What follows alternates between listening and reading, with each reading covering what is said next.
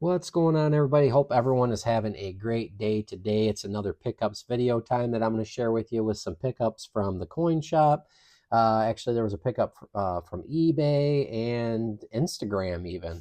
It's been a little bit since I've made a video. Been really busy pouring silver with my Bay City bullion, but I'm always out there hunting deals and trying to find cool stuff, and I share them with you guys when I find them. So, you know what? Let's go ahead and start with this. In my recent video, I shared with you guys an old medal from the Medallic Art Co. in New York. And this one you can see is from 1965, the Battle of New Orleans, sesquicentennial. Say that 3 times. There's the silver in the I believe it's bronze, and it was a set. And I picked this up, and it's a 9.9 silver piece. Let's look at this one first, the metal. This one is not the silver, but the next piece will be. And I ended up picking this up at the time. I think it was, some of these old metals are just really cool looking. As you can see, look at the detail on that. It's just beautiful. 150 years a piece.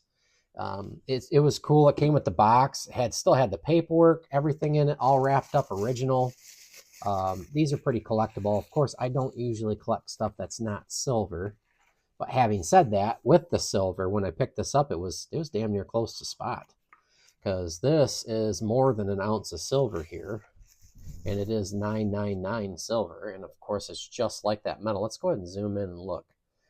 Just like that metal that I just showed you, except this is the 999 silver and Medallic Arts Co. Let's see if it, and then it's 303 is what it says.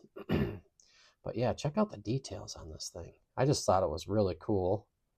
Again, don't mind my grubby fingernails, guys. I've been out in the shop pouring up pieces. But look at that. Isn't that cool? And like I said, I got this even with this one. I don't remember exactly what it was per ounce, but it was, with this being over an ounce, it was like, I think it really was really close to spot. It could have been spot, or maybe whatever it was. But I'm really happy that I found that. I thought that was really cool, it being from 1965 as well. I do like that type of stuff. Let's zoom back out, and since we're going to go with some box stuff, here's another cool one. Now this is in addition to my silver art bar collection. Now I already have one of something similar. Let's just rip it open and show you. Of course, it's a sleeve with a clamshell. And you guys all know, if you know me and you've been watching, I really am into firearms. And I already have the 5-bar Colt set. So I was able to get the Smith & Wesson. Now, I'm not going to try and take them out of here because they're really crammed in there. But they are toned, but I did pull them out and check them out. They're absolutely perfect. There's not a fingerprint on any of these other than the tone marks. So you got the Model 10, Model 38, Model 41, the Model 19, and the Model 17. They're absolutely flawless condition.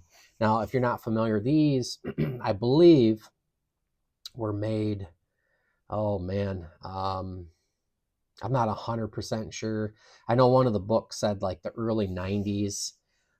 So these may have been made in the early 90s, but I know some of them were made earlier. But just a cool thing to add to my collection, especially with the firearms and such. And there was 3 sets of these made. There was a Colt, the Smith & Wesson, and then their Winchester set. So now I need to get my hands on the Winchester set to have all 3 of them for my art bar collection. So that was another really cool one that I was excited about. And then happy to share that with you. Here's something that's not old, obviously. This one came from the coin shop. Anytime I see these old Privateer series in there in the junk bin, I will go ahead and scoop them every time. I don't have a full collection of these, and I kind of wish I could go back and purchase them, because they were like what, if you guys remember, they were like what, $30-some. Now some of these sell for well over $100 a piece. This is probably one of them that's up there too. Of course, they're 2 ounces and they're nice and thick if you're not familiar, but I think pretty much everybody's familiar with the Privateer series.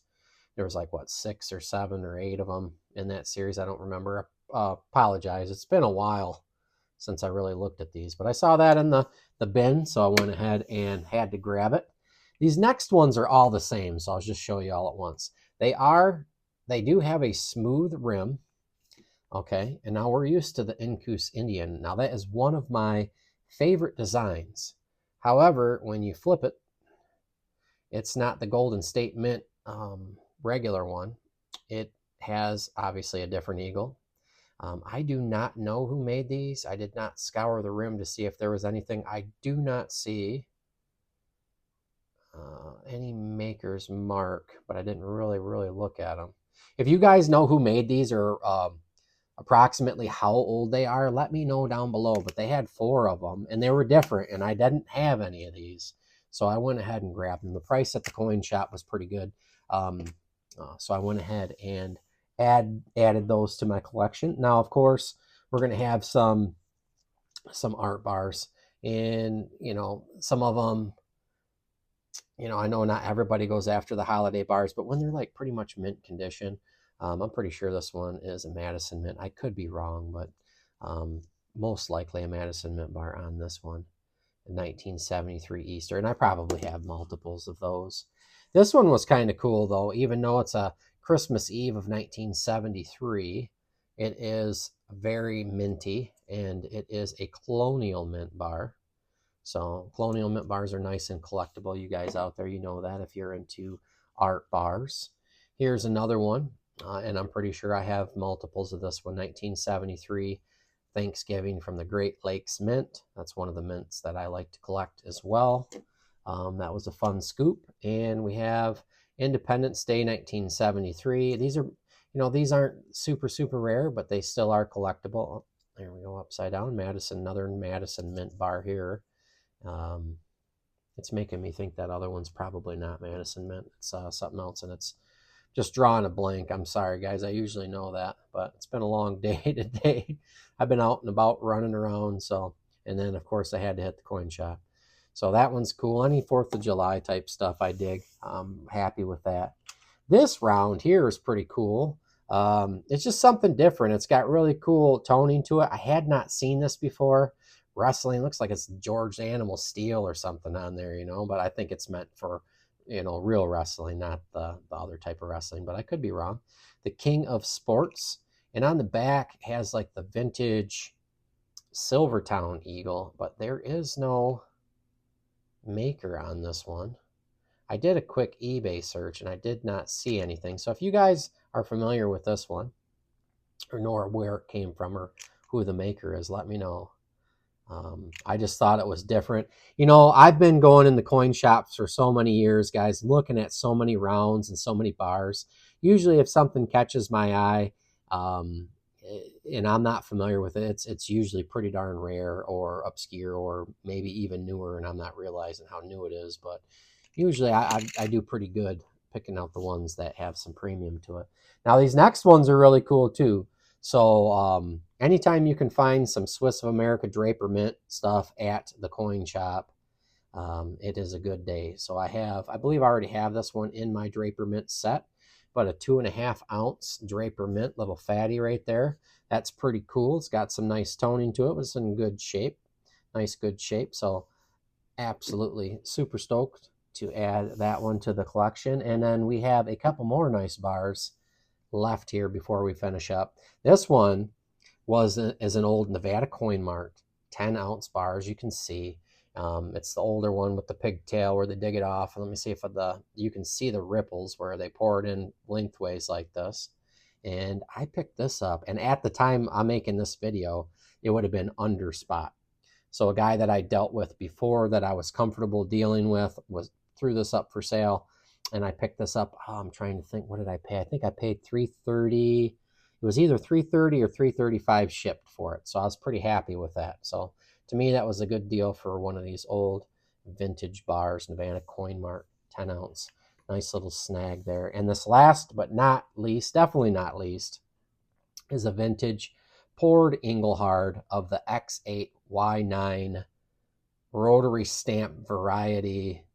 You guys have seen me score some of these over the last few years, with some of them coming from a collection here in Michigan, and I scoop them up every single time. that I find them. And just a nice rare 3rd series Engelhard poured bar. It's got some nice ripples in it. This is just going to go in the pile with the rest of them, the rest of my Englehard bars that I have. Just anytime I see these and the price is decent on them, I will scoop them each and every time. Once these dry up, you're not going to see them. You know, I tell people sometimes in the vintage market, there'll be a little bit of, you know, somebody will have like a little stack of bars or something, and then they'll hit the market. These ones pretty much have dried up already in this last year. And, you know, if you're lucky and you can catch on eBay when a lot of these get dumped, the price will get driven down, and then you can score like a nice rare bar for cheap. And then once they get into the collections and they're no more on eBay and the supply dries right back up, the price is going to go up. So it's a good time to secure some stuff. A few years ago, there was somebody that came across, I don't remember how many, 25, 50, 100, whatever. It was like Simmons poured bars, and they all went for super cheap on eBay. And then once they were gone, they were gone. You know, just because 50 or 100 bars pop up doesn't make something, you know, undesirable or unrare anymore.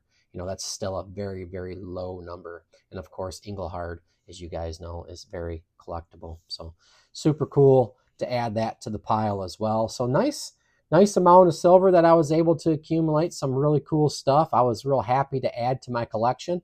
I appreciate you guys checking it out. Let me know what your thoughts are down below. What was your favorite?